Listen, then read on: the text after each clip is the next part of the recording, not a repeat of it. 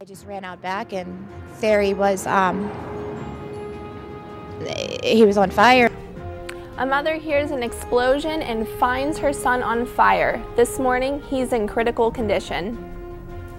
One local couple has learned you can't trust the neighbors. Find out what their neighbors are accused of doing while they were out of town. The Steelers hope to avoid a 3-game losing streak. Could Big Ben be back this weekend to save the day? If you feel like you missed the rush on great deals this holiday season, think again. We'll tell you why there are several more key dates that will save you big bucks. You're watching KDKA-TV News on the CW in high definition.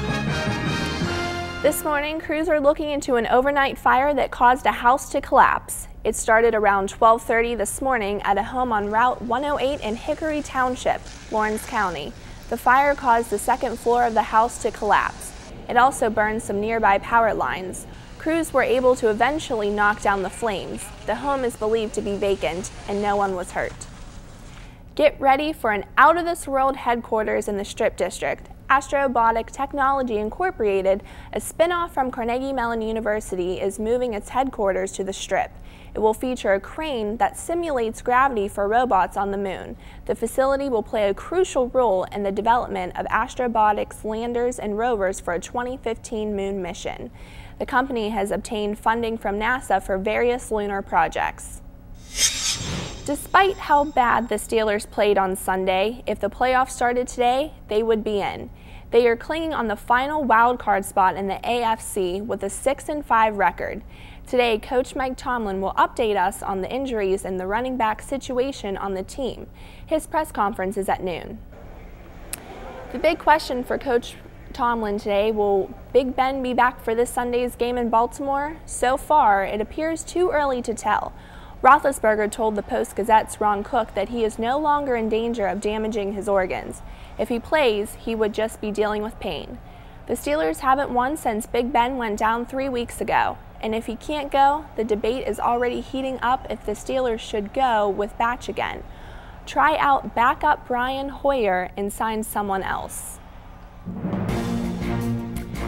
Thanks to technology, you can now help keep your kids safer on the road. We'll tell you how My Key technology works up next.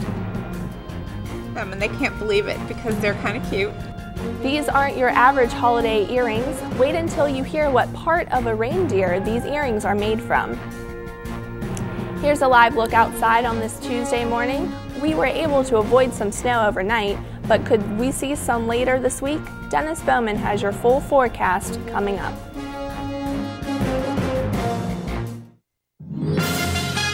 You're watching KDKA-TV News on the CW in high definition. Overnight police were led on a high-speed chase in Lawrence County. It started around 3 this morning on Eastbrook Road near Newcastle. The chase continued to Volant until the suspect's vehicle was finally stopped by police. The 2 men in the car were arrested. No one was hurt. The Pittsburgh Zoo has decided to not scrape plans for its annual calendar.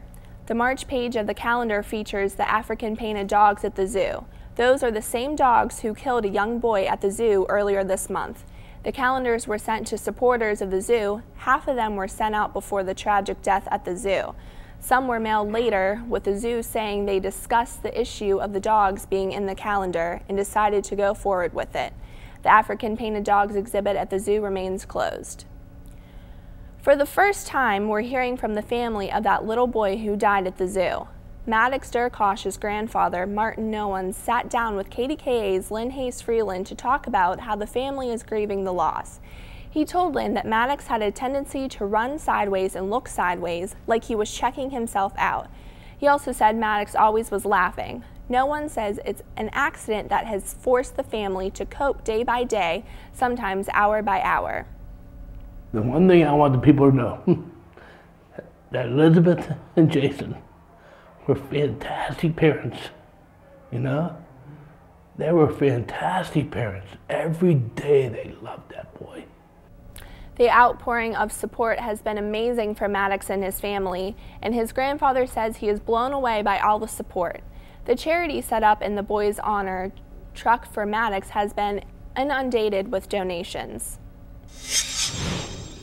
This morning, nurses and guidance counselors in the Newcastle School District will help students deal with the loss of a classmate. 7-year-old Octavius Stone died after he was hit by a truck this past Sunday in Newcastle. His 9-year-old friend Emil Velez has been released from the hospital. He now has to wear braces on his legs. Police say Virgil Coonfair crashed through a fence and hit the boys on Sunday afternoon. The boys were playing on the steps outside Velez's grandmother's house in Newcastle. Emil told his grandmother he tried to save his friend. And he said the truck came at us, and I tried to push Octavius out of the way. But the truck hit us both. Coonfair is facing charges including homicide by vehicle. Police say he was under the influence of drugs at the time of the crash. The state police had its hands full with more than 1,000 crashes over the holiday weekend.